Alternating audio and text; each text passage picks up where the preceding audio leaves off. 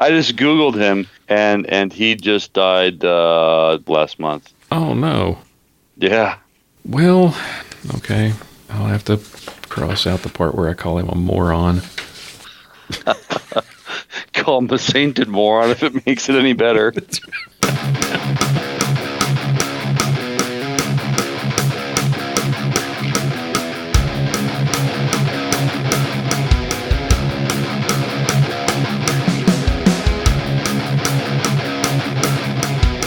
Bringing you law, gospel, and guns.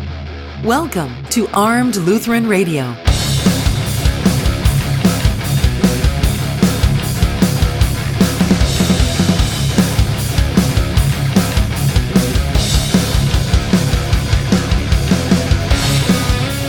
Welcome to Armed Lutheran Radio, a member of the Self-Defense Radio Network. This is a show about faith, firearms, and freedom. We talk about guns, hunting, competition, and the natural right of self-defense and what God's Word says about the issues surrounding gun rights and gun ownership. And as Ken Blanchard says on the Black Man with a Gun podcast, you've survived another week. And according to Virginia Governor Terry McAuliffe, you're probably among the very few Americans still left alive, since, according to him, 93 million Americans die from gun violence every day. So I'm happy to know that you've survived and that you're with us today. I'm extremely grateful that you're making Armed Lutheran Radio a part of your final days on Earth.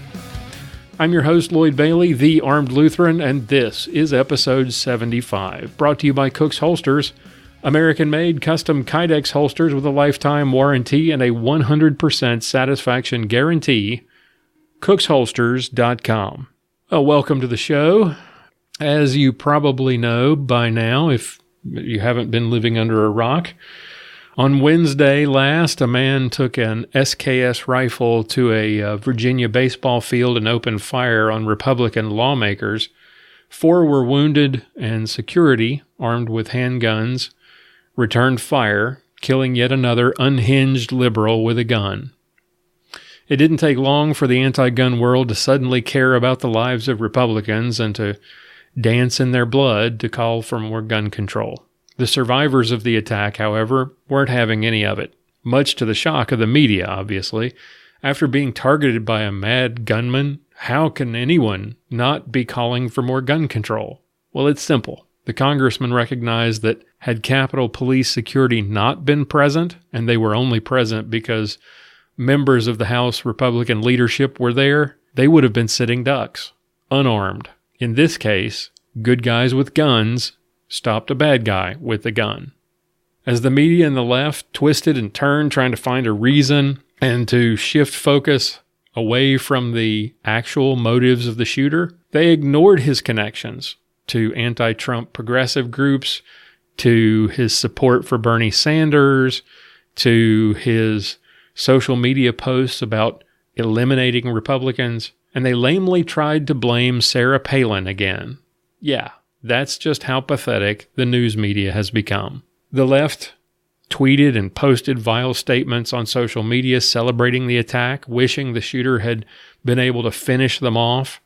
And who was the shooter? No, he wasn't a Muslim extremist. He wasn't armed with an AR-15 or an AK-47, as much as the media tried to make that out. He wasn't a lawful concealed carry permit holder. His gun, an SKS rifle, would not have been covered by the long-expired Clinton assault weapons ban. He wasn't a right-wing lunatic gun nut. He was a white Illinoisan who actually worked on Bernie Sanders' campaign, a man with a lengthy arrest record, but one that didn't prevent him somehow from getting his hands on an Illinois FOID card and several guns. He hated Donald Trump. He hated Republicans. And in his words, he wanted to terminate the Republican Party. Is this really a surprise to anybody? I mean, anybody paying attention to the fascists who call themselves Antifa or to the Black Lives Matter terrorists who've been arming up since the election of Donald Trump, you should have seen this coming. To me, it was only a matter of time. Commentators on major news outlets routinely stoop to profanity when describing and reacting to the president and his statements or his actions. A so-called comedian posed with the bloody severed head of Donald Trump and then tried to blame Trump when she lost her job and her sponsors as a result. A New York theater company changed Shakespeare's Julius Caesar to depict the assassination of Donald Trump. And somehow, unlike when Gabby Giffords was attacked, the rhetoric had nothing to do with this attack on Republicans. The culprit was guns. There are too many on the streets, according to Governor Terry McAuliffe. Like Terry McAuliffe, a gun is just a tool and nothing more. What we need is not gun control, but emotion control. Liberalism is the politics of emotion, not facts, not logic, not reason, raw emotion. And the far left in this country has lost all control of their emotions. Demanding safe spaces and then finding none in the real world, the lunatic left has come unmoored from any sense of reality. Emotion is an important part of being human, but unchecked, it leads men to hate and to fear. And so when the media and Hollywood and leftist blogs constantly beat the drum of hate and fear, it will ultimately drive men to act on that hate and that fear. And that's what we saw on the ball field in Virginia. The Apostle James, the brother of Jesus, writes in his epistle in chapter 3, "If we put bits into the mouths of horses so that they obey us, we guide their whole bodies as well. Look at the ships also. Though they're so large and are driven by strong winds, they're guided by a very small rudder wherever the will of the pilot directs. So also the tongue is a small member, yet it boasts of great things.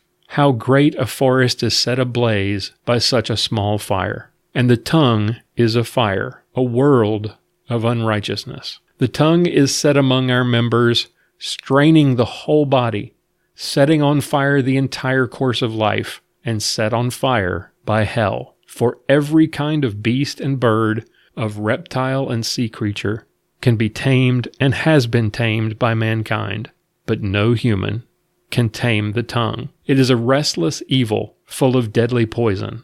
With it we bless our Lord and Father, and with it we curse people who are made in the likeness of God." I fear that if we don't take stock of where we are, how we got here, if we don't restore some sense of decency and decorum in our political speech, if we can't disagree with one another without hating what happened at Alexandria, will not be the last we see of this madness. God grant us the ability to tame our tongues and control our emotions. Amen. We'll be right back with more right after this, right here on Armed Lutheran Radio.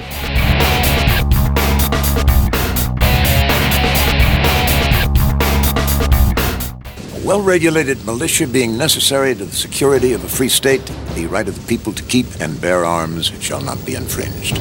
With those words, our founding fathers changed the world. They launched an experiment in freedom, where common lawful citizens are free to speak and gather and worship as they choose. But first among those freedoms is the one freedom that makes the rest possible. For 130 years, we've worked to preserve freedom first. I'm Wayne LaPierre of the National Rifle Association.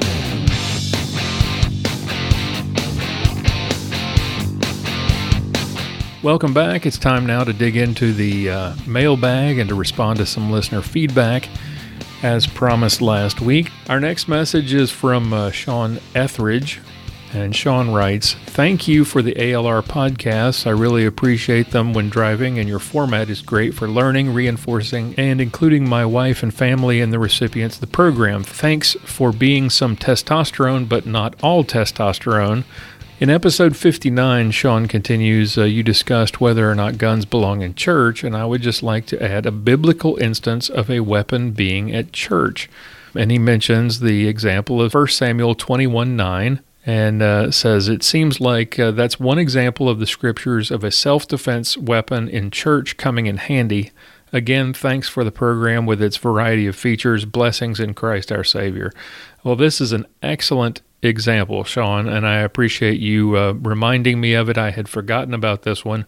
For all those who say, weapons have no place in church, consider this story that Sean reminds us of from 1 Samuel. David is not yet king. He's on the run. He's on the run from his father-in-law, the king of Israel, Saul, who had become jealous of him because God had sort of foretold that David was the future king of Israel and not Jonathan, his son. He's angry, he's jealous, he wants David dead. And even though David has done nothing to deserve it and he has served Saul loyally, he even throws a spear at one point at his own son because his son Jonathan is protecting David. So back to David now. He's running from Saul, and he comes to the city of Nob. I think it's north of Jerusalem, if I recall correctly, and he enters the temple. And the priest there, Ahimelech, is a little surprised to find David showing up in the temple, traveling alone, without his guards or without his soldiers. In chapter 21, verse 8, we read, "Then David said to Ahimelech, 'Then have you not here a spear or a sword at hand? For I have brought neither my sword nor my weapons with me, because the king's business required haste.'" So David is telling a little fib here to kind of calm the priest down. He's claiming that he's on a secret mission from the king and that he had to leave so fast that he forgot all of his provisions and his weapons. So he comes looking for something to eat, and he asks if the priest has a sword or some weaponry that he could borrow. The priest says, "The sword of Goliath, the Philistine, whom you struck down in the valley of Elah. Behold, it is here wrapped in cloth." Okay, so there's two things to note here. One is the fact that David even thought to inquire of a priest as to whether or not he had weapons stored in the temple. That says something. Why would you even ask if there wasn't a chance that you would find one? So my guess is that keeping weapons in temples or carrying weapons into temples was not uncommon. The second is the fact that they kept Goliath's sword in the temple in the first place. If weapons had no place in a place of worship, if this was offensive to God, well, why keep a weapon, even a relic like Goliath's sword, in the temple? Now, the anti-gunners today are constantly complaining about so-called weapons of war and how they don't belong on our streets. Well, the sword of Goliath truly was a weapon of war. That sword carried by the giant champion of the Philistines, in addition to being used by David to cut Goliath's head off, had undoubtedly been used to slaughter untold numbers of enemy soldiers, some of them Israelites, and probably a number of innocent civilians, and yet they kept it in a place of worship, a place where one day an innocent man, David, would find it and take it for his own protection. Well, Sean, thank you for your message and for reminding me of this story. Christ's blessings to you and your family, and thank you for listening. Folks, if you've got a message, if you've got a question, a suggestion, or a passage from Scripture that you'd like to share, please visit the feedback page at armedlutheran.us/feedback and send us an email or a voice message. We'd love hearing from you, and we'd love to use your message on the air in a future episode. We've got more Armed Lutheran Radio coming your way right after this. This is Bob Main from the Handgun World podcast, reminding you that this podcast is a member of the Self-Defense Radio Network. Check out all the great podcasts at selfdefenseradio.net. The percentage of women who own guns is growing. American women are more knowledgeable and better equipped to defend themselves than ever before. So, why is it that every time I go to a gun shop, I feel like they're talking down to me? Like, "Hey little lady, let me show you what you need." It's like all they want to do is sell me a pink gun.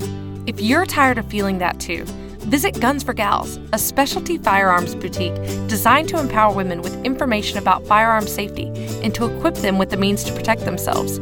The owners go out of their way to find products specifically for women, and they actually listen and ask questions to help you find the right products to meet your needs.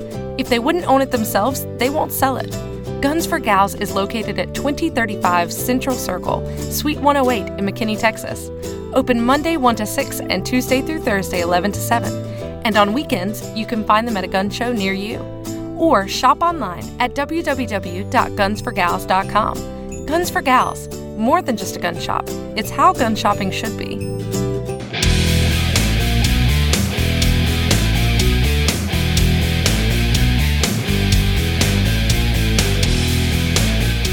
It's time for this week's self-defense tip from Aaron Israel of Fundamental Defense.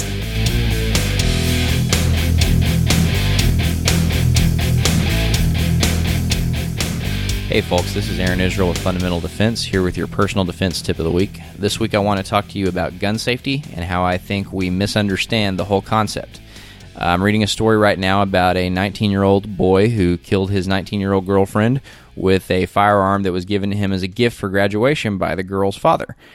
He was apparently sitting in a chair while the girl was laying on the couch across from him when he fired the gun and hit her in the stomach, and she was later pronounced dead at the hospital. So he's going to have to live the rest of his life knowing that his negligence with that firearm caused the death of somebody that he loved. And it's very tragic and it's very preventable. But when I saw this story posted on Facebook, what I see everybody posting about is if he'd only followed the 4 gun safety rules, or they don't even say that, they just post the 4 gun safety rules with quotation marks, and they talk about that as if that would have solved the whole problem. Well, the problem with that is that the very first rule and the most often cited rule with the 4 gun safety rules that we get from the NRA and other organizations doesn't have any integrity. The first rule is treat every gun as if it's loaded. And the problem with that is that we know that not all guns are loaded. That is a true fact that guns are either loaded or they are not loaded. And you can treat them differently based on their loaded condition. If they're unloaded, you can treat them differently than they're loaded. Otherwise, we wouldn't be able to do dry fire. We wouldn't be able to clean our guns. We wouldn't be able to do lots of things that you do with a safely unloaded gun with the ammunition somewhere else. So you don't have to convince yourself that a gun is loaded to be able to be safe with it.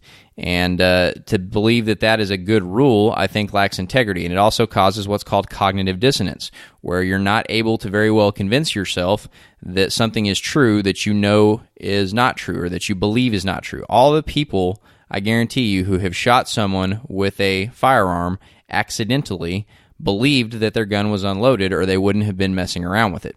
In almost 90% of the cases or better, I'm sure that was their mental state, is they believed the gun was unloaded, and so they did something with it that they wouldn't have done if they'd known that there was a round in the chamber. So they weren't able to convince themselves that something was true that they believed not to be true, and so they did something negligent. Now, if they were smart about it, they would know what state their gun is in, they'd verify what state their gun is in, and then they would make a risk versus benefit decision based on what activity they were going to take. And that's what I want to talk to you guys about. We need to look at safety from a risk versus benefit standpoint. That means that the expected benefit of anything you do with your firearm should far outweigh the known and perceived risks that are inherent in the thing that you're about to do. So if that equation doesn't balance and the risk outweighs the benefit, then you don't do that thing. So this boy in this story, even if he would have verified that his gun was unloaded, there is no benefit to him sitting there playing with the gun and pointing it towards his girlfriend, even if he believed it were unloaded, because he could be wrong about that and something bad could happen, and he could just as easily do whatever playing with it he needs to in a safe area like we teach people to do dry fire. So he could have dry fired pointing at a corner of an outward facing wall in the safest part of the wall to point the gun at, in case there is a live round in the chamber that you didn't clear, and then you're following that risk versus benefit equation, and he wasn't doing that. So he didn't need to convince himself that the gun was loaded, not to be stupid with it. So understand safety as a concept and don't rely on these 4 gun safety rules. Any rules that you develop need to roll off of that risk versus benefit. What I use on the range is 3 simple rules, and they're not hard and fast, but they have integrity. The first one is keep the gun pointed in a generally safe direction. Now, a generally safe direction is the safest direction available given your circumstances. You can't always point a gun downrange. You can't always point a gun completely away from everybody. In a worst case scenario, you may accidentally flag somebody with your barrel. You want to try to avoid that, but you point it in the safest direction possible, a generally safe direction. You can always follow that rule. The second rule is put your finger somewhere other than the trigger until you're ready to fire. I say somewhere other than the trigger because if you just say keep your finger off the trigger, people don't know what to do with it, and it just very naturally falls inside the trigger guard. That's just what happens. So you got to tell them to park that finger somewhere along the frame of the gun in between the upper and lower receiver when they're not ready to shoot, and that rule has integrity. And the third rule, which really encompasses the whole risk versus benefit thing, is understand that you're in control of a weapon that if used negligently or maliciously could kill or seriously injure you or someone else. And that's a rule I always repeat, and that's the one that I harp on. It's the big boy rule. If you understand that you're in control of a weapon, it's not a toy, it's not something that you play with sitting across from your girlfriend, right? And you understand that if you're negligent with it, meaning you do something stupid with it, like sit with it across from your girlfriend and play with it in the living room, or maliciously, you use it maliciously, meaning you intend to do harm with it, that you could kill or seriously injure someone with it, then you're going to make good risk versus benefit decisions when you use your firearm. And so regardless of what safety rules you want to adhere to, they need to follow that risk versus benefit thing, and they need to not be inconsistent and lacking in integrity, like treat every gun like it's loaded, when we know for a fact that that's not always the case. You do not have to convince yourself that something is true if you believe it's not true before you make a good risk versus benefit decision in the safe handling of a firearm. So think about safety in that way, and that's your personal defense tip of the week. Aaron Israel is a Personal Defense Network contributor and owner of Fundamental Defense. You can find out more and sign up for any of Aaron's classes at fundamentaldefense.com.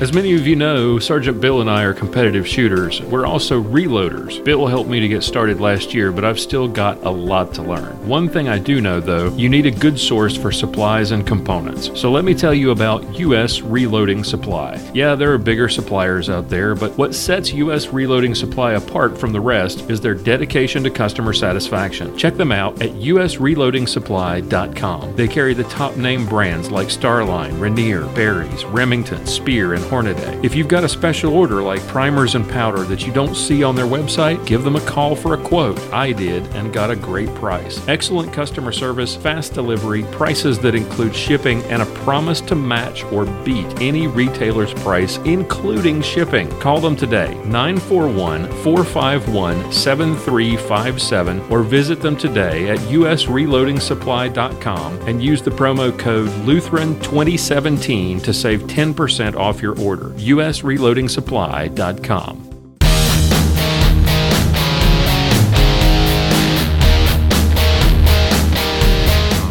Time now for another Ballistic Minute with Sergeant Bill Silvia.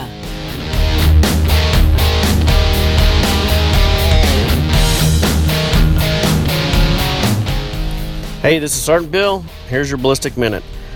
Today's topic is going to be prone pistol shooting. Now, sometimes in matches, you'll get a position where you'll have to usually end up in a prone position in IDPA, and in USPSA, they usually tend to do the same thing. Now, I've had lots of people say, you know, which is the best way to shoot prone? Well, I guess you really have to kind of try it out and see which is the best. But really, there's kind of three different ways. There's prone, rollover prone, and Superman. So the prone position, you're just laying flat on the ground, face down. You're using two hands.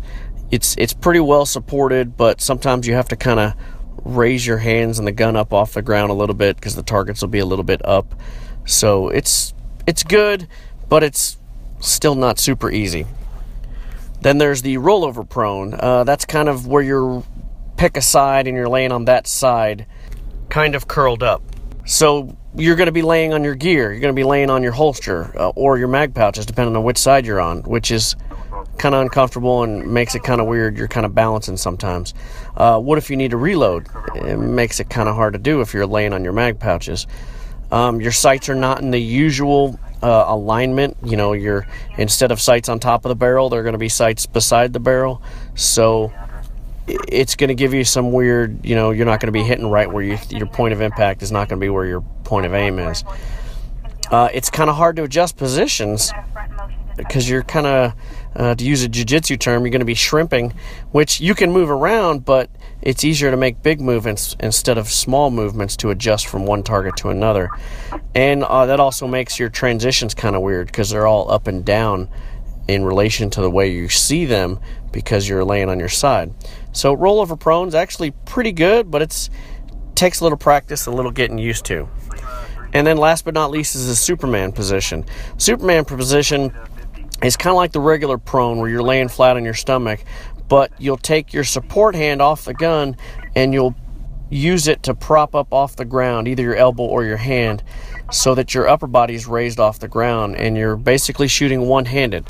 So obviously there's less support, you're shooting one-handed, but your sights are in normal alignment. it's actually kind of easy to reload. It's easy to move, and you have normal transitions. So there's, some pluses to it, but you're still shooting one-handed. If you're not real comfortable shooting one-handed or holding yourself up steady in a position with one hand, it can be kind of weird. So what I would say is go out and try them out. I know in different matches I've used different types of prone positions, but the one I usually go to is just the regular prone position, just laying flat with my arms, and usually not so much your gun and your gun in your hands is on the ground, but just barely off the ground. So rollover works sometimes too when you're kind of leaning around a barricade. You'll see a lot of the tactical guys doing it. They'll flop down and roll over prone, beside a tire on a vehicle. Okay. Then Superman's kind of more the super high-speed USPSA stuff, and it works for some people. So get out there and try them out. I'm Sergeant Bill, and this has been your Ballistic Minute.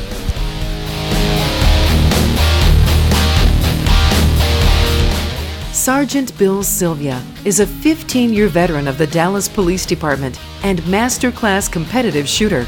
You can watch Sergeant Bill's shooting videos at armedlutheran.us/Sergeant Bill.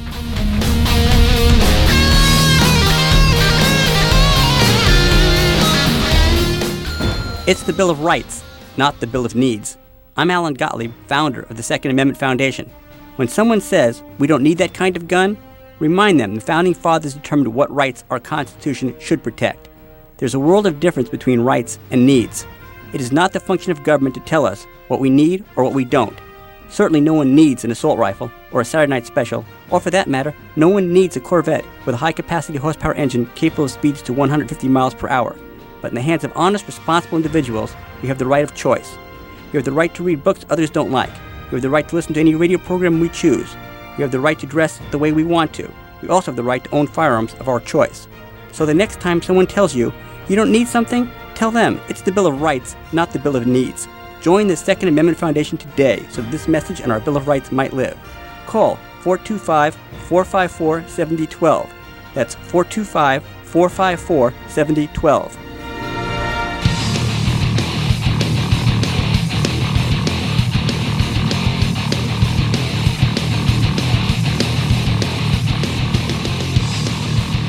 Welcome back to Armed Lutheran Radio.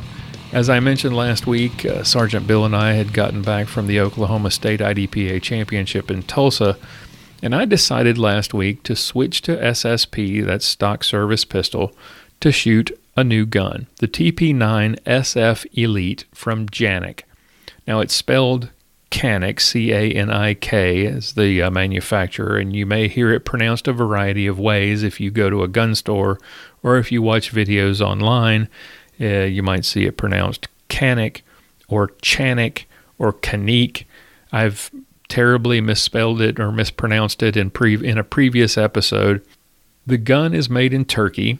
In Turkish, the letter C is pronounced like a J.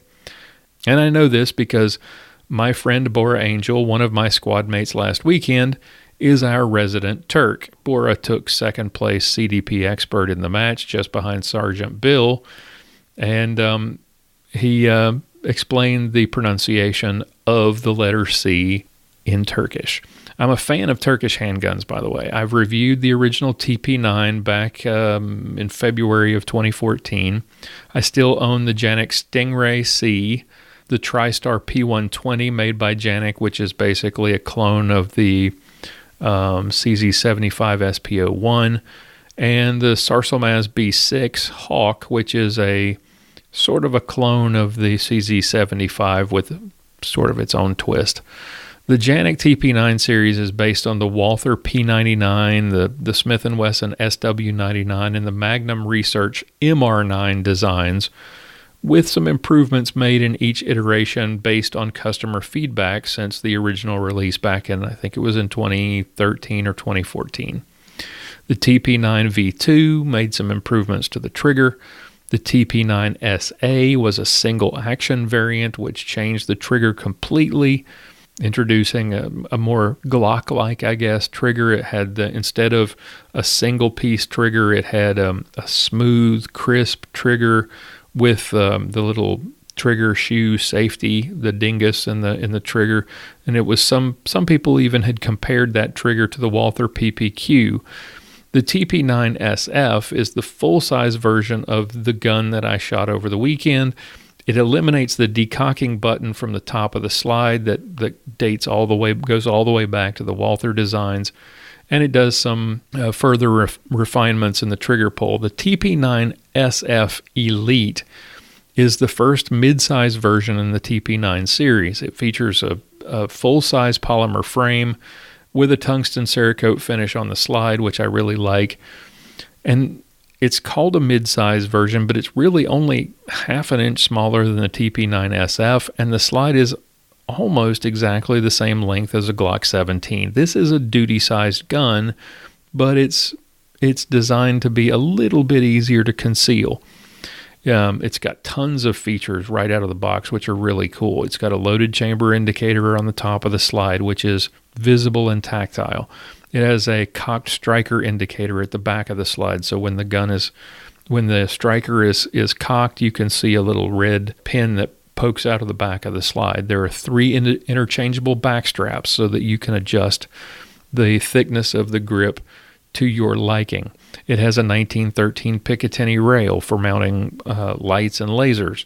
It's got forward cocking serrations, dual ambidextrous slide release levers, and the magazine release is reversible. It also comes with Warren Tactical solid black rear sights with a nice wide U-notch, and the front is a red fiber optic. So that's really nice. That is standard out of the box. It comes standard with 2 15-round magazines that are made by Mech-Gar.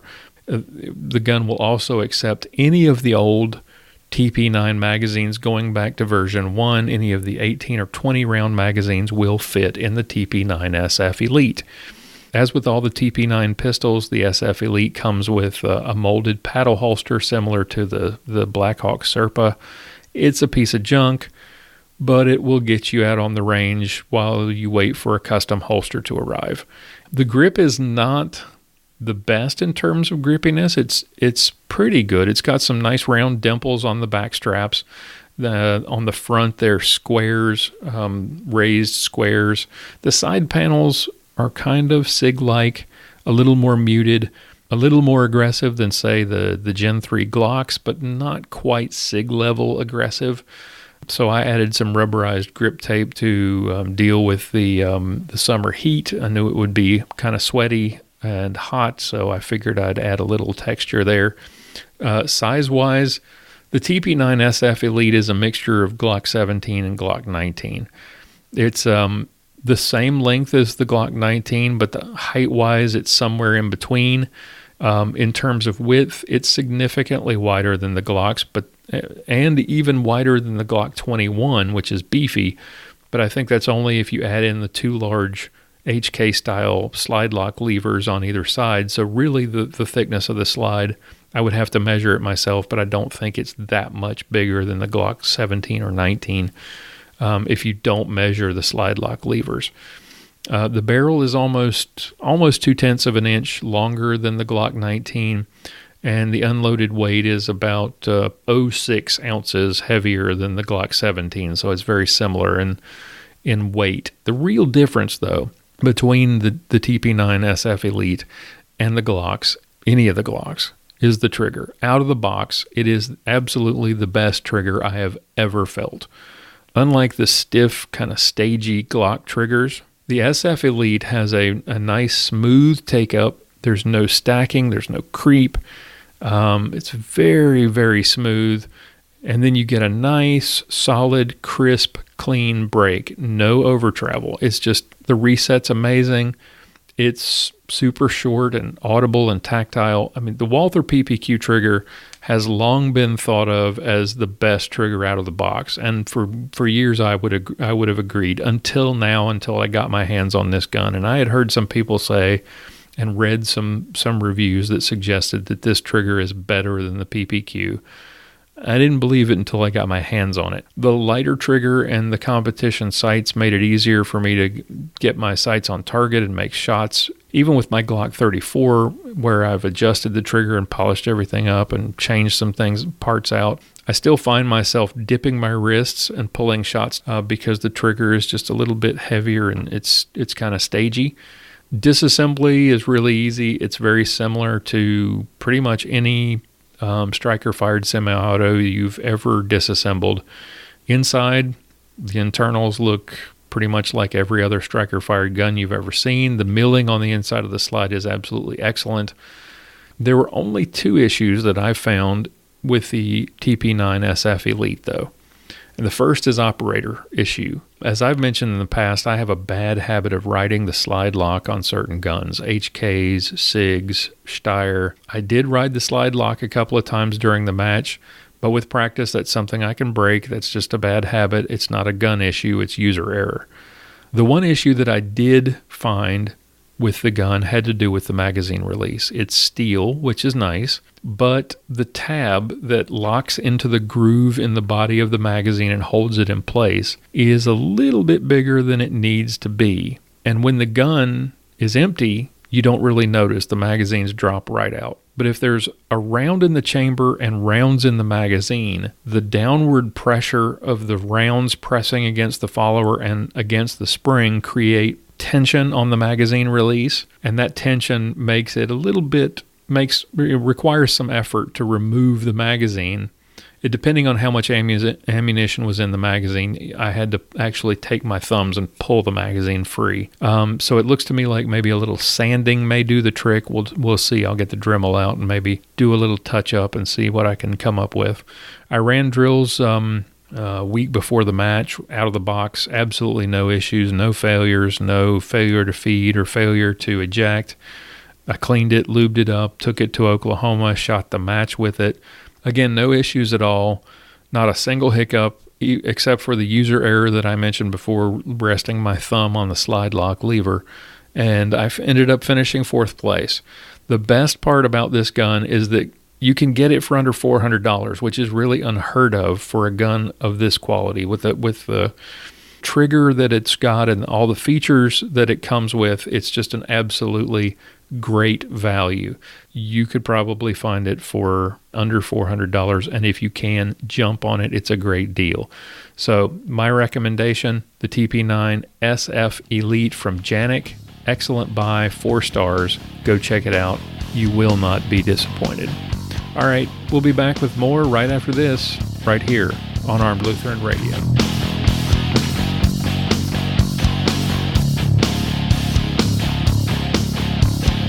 Having a good holster is absolutely critical if you're going to carry a firearm for self-defense. If you need a quality holster, let me recommend Cook's Holsters. I've found Cook's Holsters in the pre-podcast days when I bought a Cook's IWB holster to write a review, and I did a lot of Kydex holster reviews back in those blogging days, but I liked that holster from Cook's Holsters so much that I applied to become an official Cook's Holsters dealer. Cook's Holsters are American-made in the great state of Georgia. They are custom molded to fit your firearm. The advantage of Kydex over other materials is that it holds its shape. It doesn't stretch. It doesn't lose retention. It won't wear on the finish of your firearm the way leather will, for example. They're available for hundreds of gun models. They're in dozens of color combinations and different printed patterns and camouflage. They're great for concealed carry, for range work, for competition.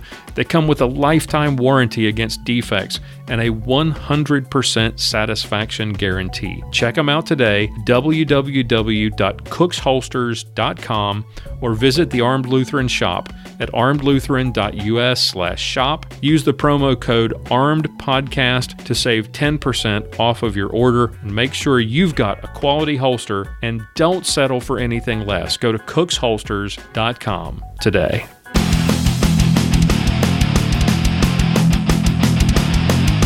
Welcome back to Armed Lutheran Radio. Time now for Clinging to God and Guns, where we examine and debunk articles, interviews, and videos that use Scripture to falsely support a position in the gun rights debate. We're normally joined by Pastor John Bennett from St. John's Lutheran Church in Willow Creek, Minnesota, but Pastor Bennett is unable to be with us this week due to some scheduling conflicts. Lord willing, he'll be with us next week, so I'm flying solo today. And we're looking at a clip from the Things Not Seen podcast, episode 1205, which features a sermon or a speech, I'm not sure exactly, from a Dr. David Dunn. Dr. Dunn calls himself a theological troublemaker and an Orthodox Christian, although I'm not sure where he gets that idea. He serves as an educational consultant with Vanderbilt Programs for Talented Youth. It's basically a summer program for gifted high schoolers at Vanderbilt University. We've got a couple of articles from Dr. Dunn in our bucket list, but one of them I was looking at led me to this segment from the Things Not Seen podcast, episode 1205, which was released in the aftermath of the Aurora, Colorado theater shootings. So here we go. It's time we had a grown-up conversation about gun control in this country, in the aftermath of the shootings at Aurora, Colorado last month. He says we need to grow up. We need a grown-up conversation, and you'll hear this over and over again throughout this this presentation. We need to have a grown-up conversation. That suggests that the conversations that we've been having previously have been what? Childish? Well, to that I would agree. The conversations we typically have are childish. One side automatically wants more restrictions and refuses to consider that another way might be the right one, that more laws might not necessarily be the right answer. What did we do? We bought more guns. Instead of taking a breath and thinking about what happened, we escalated. And so why is it that the anti-gun left didn't take a breath and think about what happened rather than immediately jumping to the conclusion that we need more gun control? I mean, there are two reasons why people buy guns in the aftermath of a mass casualty shooting.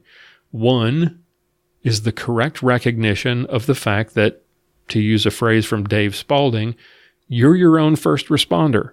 The police are not going to be there in that life or death moment when you have to protect yourself, when you're facing someone who could take your life or the lives of your loved ones. Secondly, and this is probably the biggest reason people bought more guns, genius, is because politicians who support your ideas are chomping at the bit and cannot wait to dance in the blood of the victims of every one of these shootings in order to push an anti-gun political agenda. One of the victims of the shooting that night was a child, a 6-year-old girl who will never again play on the swings with her friends or pick wildflowers for her mama. She will never grow up to read books about horses. She will never go to prom and college. She will never be walked down the aisle. Never hold her own babies in her arms one day. Okay, now we're going to tug at everyone's heartstrings. You know, the death of any person, particularly a child, is tragic, and we all mourn for that loss. But we live in a fallen and sinful world, and people die in horrible and tragic ways every day that don't involve guns. And why is it their deaths are somehow less tragic than the deaths of this little girl? How about the 6-year-old who drowns in the neighbor's pool? The 6-year-old beaten to death by her mom's violent boyfriend? The 6-year-old killed in a car accident? Or the 6-year-old mauled by a dog? Or who dies from cancer? Are those deaths any less tragic? I mean, those 6-year-old girls will never pick wildflowers for their mama. They will not play with friends or grow up to read books about horses. They'll never go to prom or to college or to get married. So why is the kid who gets shot more tragic than the kid who wastes away in a hospital bed after losing a painful and protracted battle with cancer? Because anti-gunners, like Dr. Dunn, have some morbid fascination with guns. A madman with an M16 assault rifle and a 100-round clip blew a hole in the universe. And what do? We buy more guns. Okay, first off, if you're going to comment about gun control and guns, you really ought to know a thing or two about them. And you've got a PhD, and you don't even need a PhD. All you need is Google. And for some reason, anti-gunners don't seem to know how to use Google. Maybe what we need in the gun rights debate is Google 101 class for liberals and members of the media. For a guy with a PhD, this level of ignorance is pathetic. The Aurora shooter did not have an M16 assault rifle. An M16 assault rifle is a selective fire, fully automatic rifle used by the U.S. military, and those weapons are totally unobtainable by the average American, which is why he didn't have an M16. Suggesting that he had that kind of a weapon shows how ignorant you are, Doc, or you're doing it on purpose in order to try to further your narrative. Maybe we've watched too many cowboy or kung fu movies. We think that in a situation like that, we can call upon our inner action hero, pull out our 9mm, and take out the bad guy. Yes, that is exactly what we think, except for all the kung fu action hero idiocy. Concealed carry permit holders stop violent crime every single day. And the 100-round clip that you mentioned, it's called a magazine, by the way. Again, go use Google. It jammed. And that forced the shooter to change weapons. And had there been a concealed carrier in that room, that jam would have provided an opening for someone to shoot back. Unfortunately, nobody in that theater was armed because the theater was gun-free. Well, except for the killer's guns, of course. On the night he was betrayed, Jesus told his disciples to take up arms, but he had no intention of using them. He wanted to look like a rebel to the people he knew were about to arrest him. Wait. We've heard this before, and it's flat out wrong, but saying it this way is just plain stupid. I'm sorry. Jesus wanted to look like a rebel? The Pharisees and the Sadducees had been looking for ways to trick him into saying or doing something so that they could arrest him and get him killed. They were trying to get him to violate the religious laws, the laws of men, not the laws of God. They did not believe that he was the Messiah. They thought he was a blasphemer. They wanted him dead because he was pointing out their hypocrisy. He was making them look bad. They wanted him arrested, and they wanted him crucified. Jesus told his disciples to buy swords because he was going to be going to the cross. And his disciples were no longer going to have his protection. Having a sword, like a cloak or a knapsack or a money belt, is a useful piece of kit. Now, before this pronouncement in Luke 22, Jesus sent his disciples out to spread the word, and they didn't need a money bag. They didn't need a sword or a knapsack. Why? Because when they entered a town, they stayed there and were fed by other believers, and they were under Jesus' divine protection. And he asked them, "When I sent you out before, did you want for anything?" "No," they said.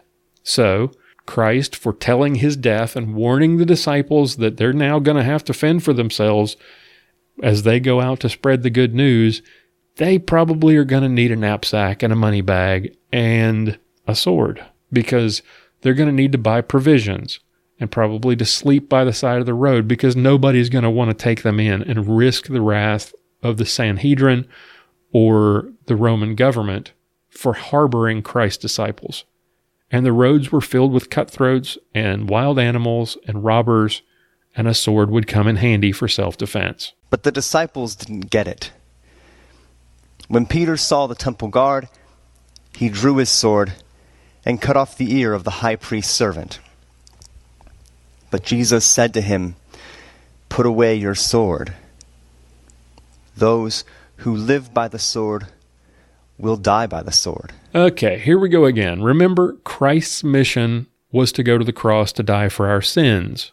Jesus did not tell his disciples to buy swords so that they would get into trouble and get arrested. This is just dumb. Judas Iscariot, one of the 12 disciples, betrayed Jesus. He went to the high priest, and in exchange for 30 pieces of silver, he sold Jesus out. And he led the soldiers and the high priest and the high priest's servant to the Garden of Gethsemane to arrest Jesus. And when they laid hands on Jesus, and they weren't coming to arrest him because his disciples had broken the no swords law or something. They came to arrest him because They wanted rid of him. His death was going to fulfill prophecy, not his association with people with swords, his death on the cross. Now, when they laid hands on Jesus, Simon Peter drew one of the swords that Jesus had told them to buy, and he struck the servant of the high priest. And no, the disciples didn't get it. They thought Jesus was going to ascend to the throne of an earthly kingdom, and they didn't want him to die, and they didn't believe him or understand his mission when he kept telling them he was going to have to be delivered over to be crucified. And Jesus had rebuked Peter in the upper room, saying, "Get behind me, Satan," when Peter had vowed to protect Jesus and prevent him from fulfilling his mission. Here, in much the same way, Jesus rebukes Peter for striking out in anger to prevent Jesus' arrest. He told him to put his sword away, not because using a sword is evil, but because those who seek to use violence to advance their cause, especially those who act out of anger, are going to perish in the same way. If it matters, I'm a gun owner. I have 2 rifles and a handgun. As much as I joke with friends about the zombie apocalypse, I see absolutely no reason to purchase an M16 with the 100-round clip. I don't need that. Nobody does. First off, no. It doesn't matter that Dr. Dunn is a gun owner. I don't care that he owns a gun, a couple of rifles, and a handgun. This is like the racist who says racist things about black people and then tries to convince you he's not a racist by claiming he's got black friends. You probably own a Bible too, Dr. Dunn, and based on your awful exegesis of Luke 22 and Matthew 26 from our earlier clip, you've got no idea what you're talking about. Just because you see no reason for owning something doesn't mean that others should be prevented from owning it. All right, let's set aside the stupidity for a moment about the M16 thing. I, for example, see no reason to send high school students to an expensive elitist college for summer school. I see no reason to own a samurai sword or a sports car capable of speeds over 100 miles an hour, as you'll hear Alan Gottlieb say in our Second Amendment Foundation spot. There are lots of things I don't see a reason to own, but guess what? I don't get to decide what other people need and what they want, and neither does Dr. Dunn. People own lots of things that I see no reason to own, and they use them for lawful purposes, and for them, there's a reason. That's the beauty of this thing called individual liberty. But you'll hear later, he's not big on individual liberty. He's big on collective liberty. You may see no reason to own a certain kind of gun, but I can find plenty of people who do. And their reasons are just as valid as Dr. Dunn's lack of reasons. And it's not the zombie apocalypse, as he says it. It could be hunting. It could be home defense. It could be competition. Heck, it could be just plain fun. It doesn't matter. It's not up to Dr. Dunn. It's called the Bill of Rights, not the Bill of Needs. Until very recently, courts interpreted the right to keep and bear arms as a collective right, not an individual one. States had the right to a National Guard. Local communities had the right to regulate firearms among individual citizens. But even if centuries of legal precedent were wrong, and our founding fathers were talking about the right of individuals to own their own cannon, the world we live in now is not the world our founding fathers lived in. That's why the Constitution has a built-in mechanism to rewrite and clarify itself. We call it an amendment. Right. Okay. The individual right to keep and bear arms was finally affirmed only fairly recently in the Heller decision. Yes, true. Obviously, it was seen previously as a collective right. But let's also consider that previously blacks were considered to be half the value of a white person, women had no right to vote, alcohol was banned, and slavery was legal. But the courts, as they did in Heller, finally got things right. And yes, we do have an amendment process. But go and see if you can find 2/3 of the Congress and the states to ratify a change in the Second Amendment. Just don't hold your breath waiting for it to happen based on the pathetic whinings of a summer school teaching assistant with a PhD who doesn't know his butt from a hole in the ground when it comes to guns. Gun control opponents also say that M16 assault rifles with 100-round clips are necessary to preserve our freedom from our own government, as if the only thing keeping Congress from appointing a Fuhrer is an armed citizenry. Personally, I don't think this is very realistic. Nor do I think fear is a sound basis for governing a civil society. Besides, I'm pretty sure that a government with stealth bombers and spy satellites at its disposal isn't worried about a few mountain men with assault rifles. Oh my gosh, enough with the M16 thing. Good Lord. You keep using that word. I don't think it means what you think it means. Okay, first off, as for fear being the basis of a civil society, let me quote Thomas Jefferson here. When governments fear the people, there is liberty. And when the people fear the government, there is tyranny. The strongest reason for people to retain the right to keep and bear arms is, as a last resort, to protect themselves against tyranny and government. Now, we're not appointing a Führer because, first off, we're not Germany. Nice way to try to, tie Hitler and Nazis into this. Secondly, the Constitution is what prevents us from appointing a Führer or a king or some other glorious ruler. It's the Constitution that prevents that. It's something that you're pretty jazzed up. Dr. Dunn is pretty jazzed up to amend. And if you're all jazzed up and supportive of government using stealth bombers and spy satellites on its own citizens, maybe you need to reevaluate your view of government. You're perfectly okay with the government spying on and bombing the crap out of its own citizens, but you're against citizens owning guns for self-defense. Oh, and if you think that our volunteer military is going to be all that gung-ho about bombing their own families and their homes, you're delusional. And as for a technologically inferior force and their chances against a big modern military, go ask the Russians how that experience in Afghanistan worked out. But we have something to worry about. Because some gun owners will always be crazy. There is another out there somewhere. And it's only a matter of time before he blows away somebody else's child. Maybe yours. There is no doubt that as long as we have guns, there will be indiscriminate shootings. But common sense gun control can mitigate future tragedies. Just ask anyone in the military. You can do more damage with a 100-round M16 than a 15-round 9mm. Oh, for crying out loud. You keep using that word. I don't think it means what you think it means. Ask the survivors of Fort Hood how that works out. Ask the good guys with handguns who took on the shooter in the Virginia shooting that I mentioned at the beginning of the show. Ask the sheriff's deputy who took out 2 jihadis in Garland, Texas, who were armed with AK-47s, by the way. And let's look at the data. More people are killed each year by hands and feet than by long guns of all kinds, shotguns, hunting rifles, and your dreaded assault rifles combined. And none of them were killed by fully automatic M16s. And yes, there's always going to be crazy people in the world, not just gun owners either.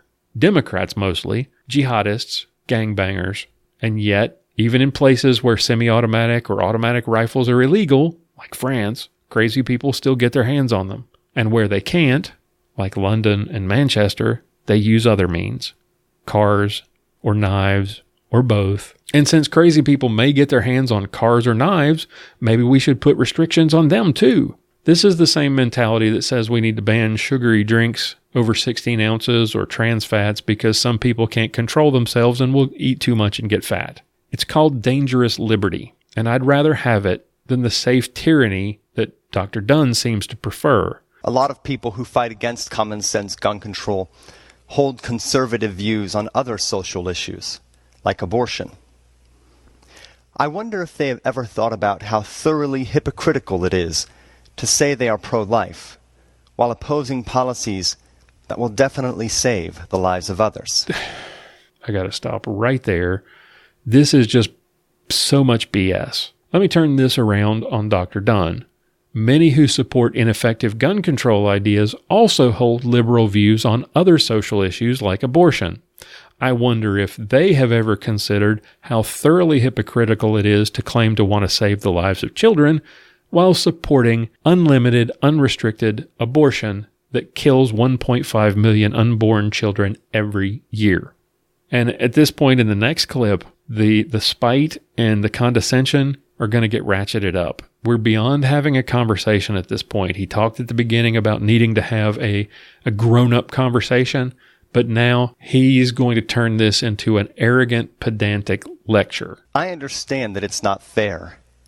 It's not fair for responsible gun owners to, quote-unquote, suffer the loss of their high-capacity magazines and assault rifles because of the actions of others. But that is a child's definition of fairness.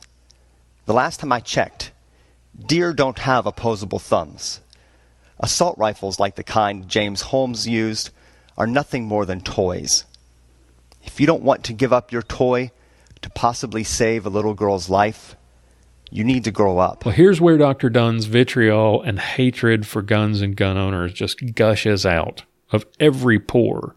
What in the name of Sam Hill do deer and opposable thumbs have to do with any of this? This is nonsense. I don't get it. Guns are not toys. Treating them as such will get you or someone else killed. Guns are tools for hunting. And yes, deer and hogs who lack opposable thumbs are hunted every day in America using modern sporting rifles like the AR-15. Guns are tools for sport like IDPA or USPSA or I-Corps or 3-gun or Steel Challenge or Sporting Clays. And guns are used for self-defense. Yes, even those scary assault rifles. Giving up my guns is not going to save a 6-year-old. In Dr. Dunn's fairy tale world of rainbows and unicorns, bad guys obey laws. Taking guns from people who don't use them irresponsibly in the first place will somehow make us safe. And a gun is a talisman of evil that makes otherwise good people turn into the boogeyman. And in that fantasy world of gumdrops and sugar plums and magical fairies, depriving other people of their liberties to save a single life is totally worth it. Because the benevolent government and all those bad people will be nice and will never try to hurt us if the guns are gone, right? Maybe Dr. Dunn needs to grow up. This is what it means to live in a civil society. We have to weigh our individual rights against our collective obligations. Maybe if this were a failed state, some kind of everyone for herself anarchy, then we would need our own private arsenals. If you think life would be better that way, then I suggest you spend a little time in Somalia. But if you enjoy the benefits of living in a free society, then you need to weigh your individual rights against our responsibility to protect innocent victims from other people's madness. All right, so let's examine this batch of madness. It's not my responsibility to give up my individual liberties to make Nancy boys like Dr. Dunn feel safe. If he thinks that's what civil society is, I would suggest he go live somewhere like Cuba or Venezuela. This is not what it means to live in a civil society. That's what it means to live in an authoritarian society, where government and well-meaning elitist liberals decide that a false sense of safety is worth more than your liberty. See, I seem to remember the civil liberties argument being made on the left by people like Dr. Dunn in response to the Patriot Act, which was passed in the aftermath of September 11th. The argument then was that in a civil society, the government can't trample on individual rights in the interest of protecting the collective. But since we're talking about guns, it's perfectly okay. And to close, Dr. Dunn decides to condescend and lecture pro-life Christians again. Christians who are a part of the pro-life movement, as it's been traditionally practiced, are more than willing to restrict the rights of some in order to protect the rights of others. Many pro-lifers argue that the child's right to life trumps the mother's rights over her body. Well, I'd like to propose that a 6-year-old girl's life trumps your right to your deadly toys. And if you disagree with that, then with all due respect, grow up. I refuse to be lectured by liberals who want to take my guns to quote-unquote protect children while defending the quote-unquote right of women to kill their unborn children. So with all due respect, Dr. Dunn, shut the hell up. Here's the difference that progressive buffoons like Dr. Dunn seem to miss. When I buy a gun, even if it's one of those evil AR-15s, nobody gets hurt unless I choose to break the law or to be careless in handling it. But when a woman goes for an abortion, guess what happens? A human life is ended every single time. Tens of thousands of unborn girls who will never get to pick the flowers for their mama because mama didn't want them. Thousands of unborn girls who will never go to prom or to read books about horses or go to college or walk down the aisle. Tens of thousands of unborn girls who will never grow up and raise their own families. 1.5 million lives ended for the convenience of the parent. How dare you, Dr. Dunn? How dare you make this comparison? How dare you compare my right to own a gun to the right to kill an unborn child? 300 million legally owned firearms in America, and only a small fraction are ever used by their lawful owners to commit a crime, and far fewer are used to kill. Abortion, however, ends a life every time it's tried. 1.5 million times a year, and it's perfectly legal. So spare me your condescension and your talk about civil society. A society that defends the right to kill the unborn while attacking the right to defend yourself and your family from criminals and murderers is not a very civil society, if you ask me. And that's going to wrap it up for today's show. Thank you for listening, downloading, and subscribing. If you like what you hear, you've got a question or a comment, please check out the feedback page at armedlutheran.us and send us a voice message, an email, or voicemail. We'd love to hear from you. And be sure to check out all the exclusive content over at the Reformation Gun Club. For just $1.50 a month or $15.17 a year, you get member discounts, cool swag, and access to exclusive audio content. Check it out at gunclub.armedlutheran.us. Thank you to my awesome cast of contributors, Sergeant Bill Silvia and Aaron Israel, and Mia Anstine. Pastor John Bennett will be back with us next week, Lord willing. Until then, keep shooting, keep praying. We'll talk to you next time.